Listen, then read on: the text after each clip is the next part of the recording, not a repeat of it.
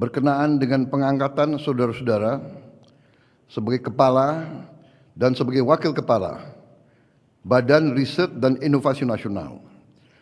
Presiden RI Prabowo Subianto resmi melantik Rektor IPB Arif Satria sebagai Kepala Badan Riset dan Inovasi Nasional atau BRIN dalam upacara yang digelar di Istana Negara Jakarta pada Senin 10 November 2025.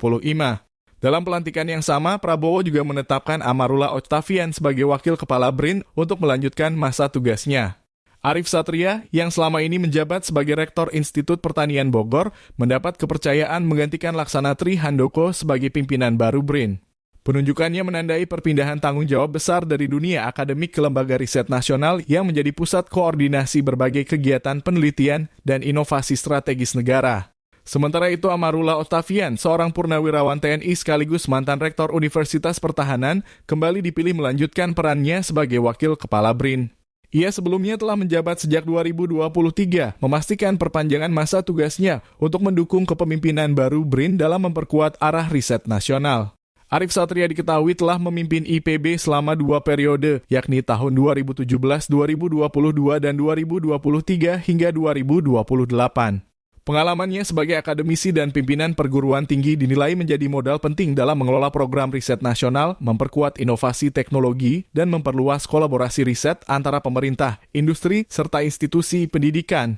Setelah dilantik sebagai Kepala BRIN, Arif menyampaikan bahwa ia akan melepaskan jabatannya sebagai Rektor IPB sesuai ketentuan yang berlaku. Ia menjelaskan bahwa aturan internal kampus mengharuskannya meninggalkan jabatan tersebut karena tanggung jawab baru di tingkat nasional membutuhkan dedikasi penuh. Arif menegaskan bahwa pergantian rektor harus segera dilakukan demi kelancaran organisasi dan keberlanjutan kepemimpinan di IPB. Berikut keterangan Arif Satria usai dilantik Presiden Prabowo Subianto. Dan insya Allah BRIN akan mengawal program-program prioritas dari Bapak Presiden terkait dengan soal pangan, energi, dan air. Saya kira 3 bidang itulah yang perlu didukung oleh riset dan inovasi yang baik. Karena riset dan inovasi ini akan menjadi tumpuan dimanapun negara yang memiliki kekuatan riset dan inovasi itu akan berkorelasi positif dengan kemajuan ekonomi.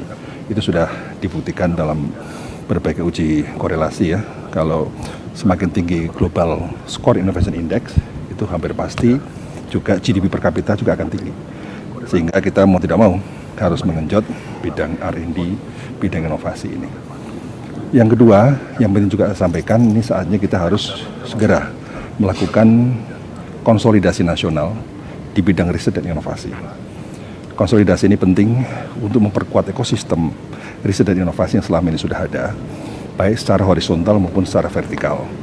Secara horizontal tentu kami harus membangun sinergi dan kolaborasi dengan kementerian dan lembaga, lebih khusus lagi dengan Kementerian Dikti Saintek yang memang merupakan kementerian yang juga mengembangkan bidang sains dan teknologi, dengan perguruan tinggi yang selama ini juga menjadi kekuatan riset dan talent dalam bidang riset dan inovasi, dan juga dengan Danantara. Segera Danantara adalah mitra strategis yang harus kita support dalam rangka untuk mendukung kemajuan ekonomi dan industri kita.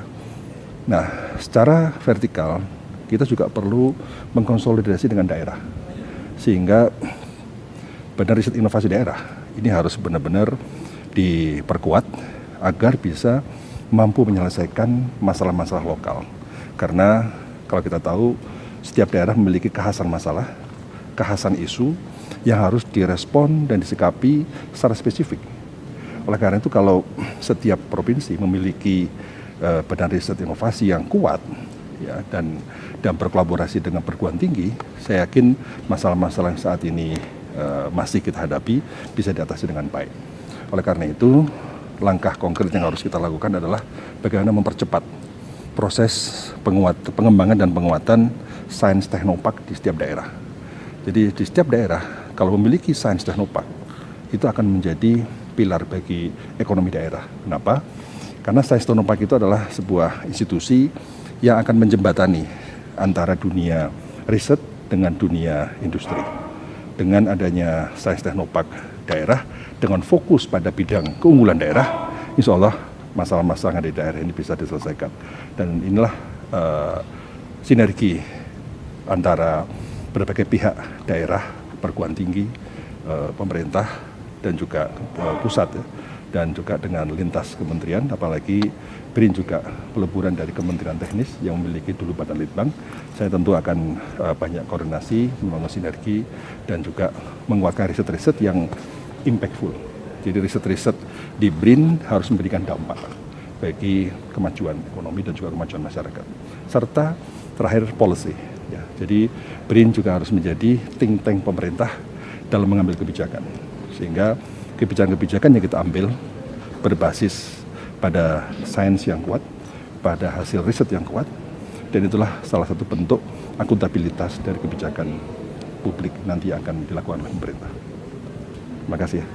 Bapak kan cukup erat dengan isu pertahanan pangan ya Pak, itu juga sempat dilaporkan waktu itu juga. Nah, apakah ini juga menjadi salah satu fokus yang nanti akan dilakukan oleh BRIN untuk pertahanan pangan? Karena Ya. beberapa menteri juga menyebutkan kalau Pak Arief pangan insya Allah aman.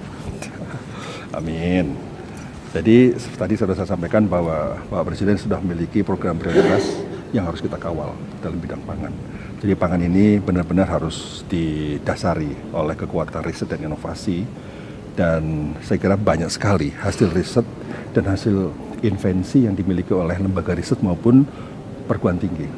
Tugas kita sekarang adalah bagaimana mengkonsolidasi itu semua agar lebih memiliki impact yang besar bagi perubahan dan kemajuan. Jadi yang paling penting adalah fokus kita adalah pada impact, pada percepatan invensi menjadi inovasi. Karena kalau sudah menjadi inovasi berarti artinya sudah diaplikasikan. Nah, percepatan riset menjadi invensi, menjadi inovasi, nah itulah yang harus kita lakukan melalui tadi program penguatan dan pengembangan sains teknopark di setiap provinsi. Saya kira ini saatnya kita pusat harus berkoordinasi, berkolaborasi dengan daerah agar benar-benar setiap daerah memiliki kekuatan riset yang handal. Pak, tadi kan ada Bu Stella juga Pak, ini dengan konsolidasi dengan Kemendikti Saintek sama BRIN ini fokus ke inovasi riset berbasis industri. Tanggapannya seperti apa Pak? Ya memang ini yang akan kita lakukan, sehingga saya sampaikan bahwa mau tidak mau kita harus menjalin sinergi yang kuat ya, kolaborasi yang kuat dengan kementerian.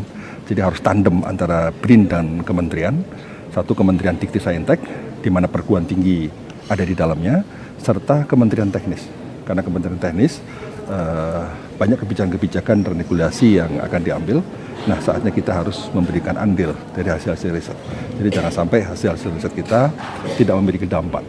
Yang kita akan coba kawal adalah bahwa riset yang ada di Indonesia, inovasi yang ada di Indonesia sudah sangat banyak dan sangat bagus setelah kita identifikasi. Nah, yang paling penting adalah percepatan implementasi, percepatan hilirisasi. Saya kira itu tidak bisa ditawar-tawar, harus segera kita lakukan konsolidasi untuk percepatan itu. Dan disinilah Kementerian Dikti Saintek menjadi sangat strategis sebagai mitra kami.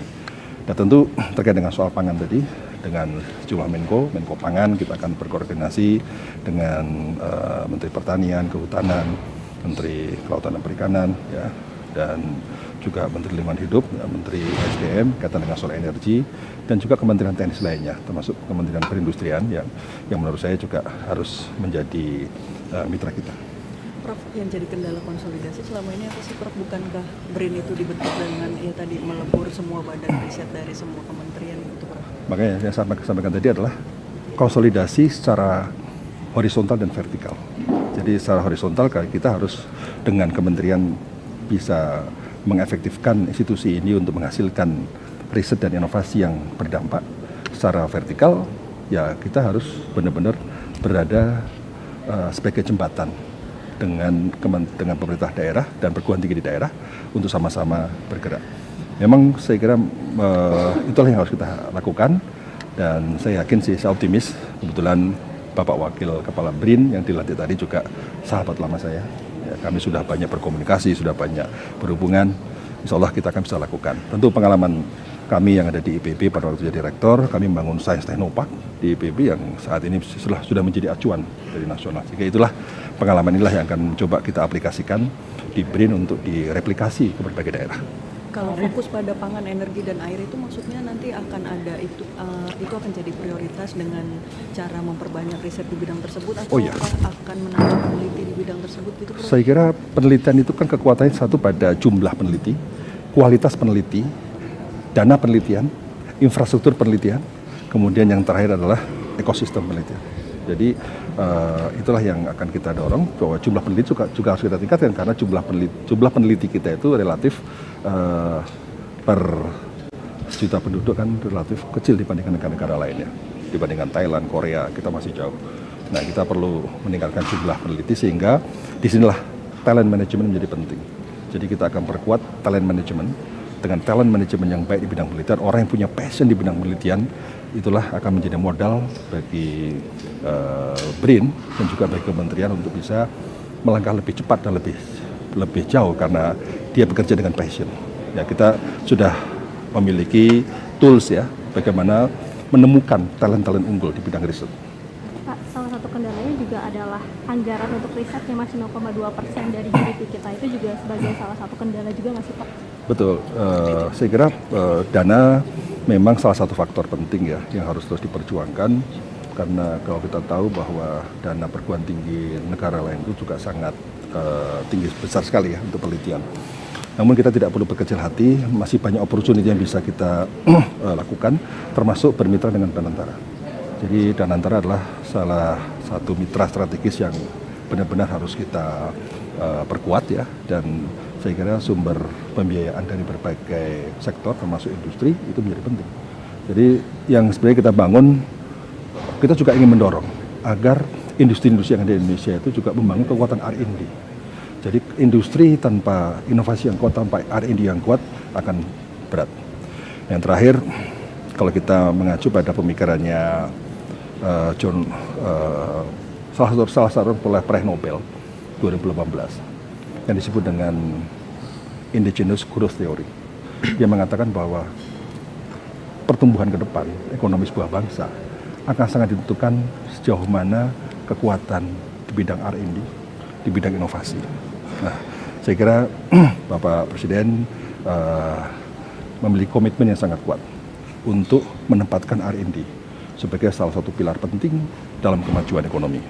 Itulah yang kemudian harus kita terjemahkan dalam berbagai langkah-langkah strategis maupun taktis, dan oleh karena itu saya mohon dukungan teman-teman media juga untuk bisa bersama-sama kita untuk dalam rangka untuk percepatan tadi inovasi, riset, konsolidasi riset dan inovasi dalam rangka untuk kekuatan ekonomi kita ke depan. Pak Arief, status rektornya berarti gimana Pak Arief? Ya, status rektor kan harus. Berarti. Ya, sampai hari ini kan masih belum diberhentikan. Aturan yang ada di IPB ya saya harus melepas jabatan rektor IPB karena tugas di sini. Berarti nanti akan mundur. Ya, harus diganti. Nah. Ya. Terima kasih. Selamat bertugas, Prof. Selamat bertugas. Terima kasih, Prof. Selamat bertugas.